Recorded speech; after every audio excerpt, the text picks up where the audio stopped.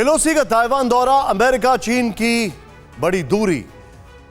Pelosi के दौरे के बाद अमेरिका और चीन के संबंध काफी निचले स्तर पर आ गए हैं। चीन की तरफ से बार बार अमेरिका को भी अंजाम भुगतने की धमकियां दी जा रही हैं, बार बार। इतना ही नहीं, पेलोसी के दौरे से पहले अमेरिका चीन के साथ कई बार बातचीत की टेबल पर दिखाई दिया।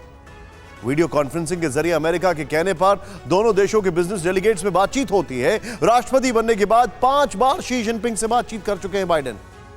5 दिन पहले ही जिनपिंग और बाइडेन के बीच फोन पर बातचीत हुई थी। मंदी के संकेतों के बीच अमेरिका की इकोनॉमी 2 क्वार्टर में नेगेटिव ग्रोथ दिखा चुकी है। अमेरिका में बेरोजगारी दर का ग्राफ भी ऊपर की तरफ दिखने लगा है।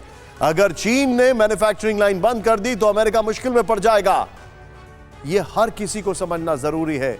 यह बात सही है कि अमेरिका की इकोनॉमी चीन पर काफी हद तक निर्भर है, लेकिन इस फैक्ट को भी इग्नोर नहीं कर सकते हैं कि इस वक्त चीन और अमेरिका के रिलेशंस का डाउनफॉल होता दिखाई दे रहा है। इसीलिए ताइवान के नाम पर नैन्सी पेलोसी के दौरे को लेकर दोनों देशों के कई वॉर एसेट्स साउथ चाइना सी और ताइवान स्ट्रेट्स के पास दिखने लगे हैं। ऐसे वेपन्स जिनके जरिए न्यूक्लियर वॉर का सायरन बज सकता है। पेलोसी के दौरे के साथ दुनिया के कौन कौन से न्यूक्लियर बेस एक्टिव हैं, न्यूक्लियर अटैक में सक्षम कौन कौन से फाइटर प्लेन, वॉरशिप और मिसाइल हाई अलर्ट पर हैं, आपको यह जानना बहुत जरूरी है। क्या ताइवान के नाम पर अमेरिका और चीन टकराने वाले हैं? क्या पैसिफिक में 2 महाशक्तियों की होगी टक्कर? क्या ताइवान के नाम पर न्यूक्लियर वॉर का अलार्म बज सकता है?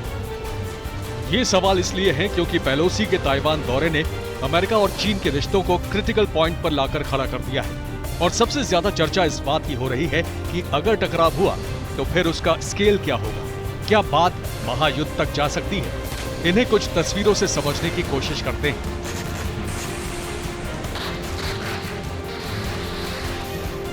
ताइवान को लेकर अमेरिका के 4 बैटल ग्रुप एक्टिव हैं। USS Ronald Reagan South China Sea में मौजूद है। दूसरी तरफ रिम्पैक्ट एक्सरसाइज के नाम पर अमेरिका का एक और aircraft carrier USS Abraham Lincoln Pacific में नेवल एक्सरसाइज कर रहा है, जबकि ताइवान स्ट्रेट्स के पास चीन के एयरक्राफ्ट कैरियर है, यानी टक्कर आमने सामने की है।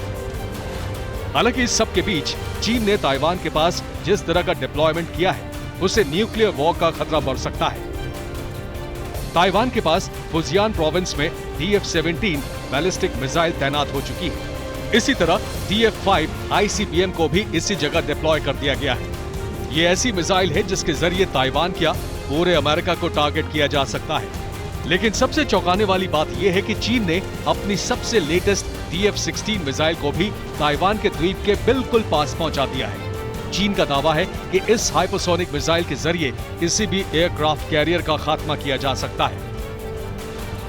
जहां तक एयरक्राफ्ट कैरियर की बात है तो इस वक्त साउथ चाइना सी के पास हॉट जोन तैयार हो चुका है। अमेरिका और चीन के एयरक्राफ्ट कैरियर से कई एडवांस प्लेन उड़ान भर सकते हैं। चीन के पास J-10 जैसे फाइटर प्लेन्स हैं, जबकि अमेरिकी एयरक्राफ्ट कैरियर से F-35 जैसे विमान हमला करने में सक्षम हैं। लेकिन नोट करने वाली बात यह है कि चीन ने ताइवान के बिल्कुल पास अपने H-6 बॉम्बर्स का वीडियो भी जारी कर दिया।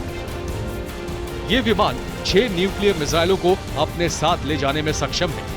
मिसाइलों के जरिए टैक्टिकल न्यूक्लियर वेपन्स दागे जा सकते हैं। इसी तरह ताइवान से 2700 किलोमीटर दूर गुआम एयरबेस पर अमेरिका के B-1B लैंसर्स विमान तैनात हैं। ये बॉम्बर विमान भी एटम बम वाली मिसाइलों को ले जाने में सक्षम है। इसका मतलब ये कि अगर ताइवान में चीन ने आगे बढ़ने की कोशिश की, लाइव फायर ड्रिल्स के नाम पर टारगेटेड स्ट्राइक्स की, तो फिर अमेरिका को भी जंग में कूदना पड़ सकता है। गुआम से न्यूक्लियर बॉम्बर्स उड़ान भर सकते हैं और इसके जरिए अमेरिका और चीन के बीच बड़ी जंग छिड़ सकती है।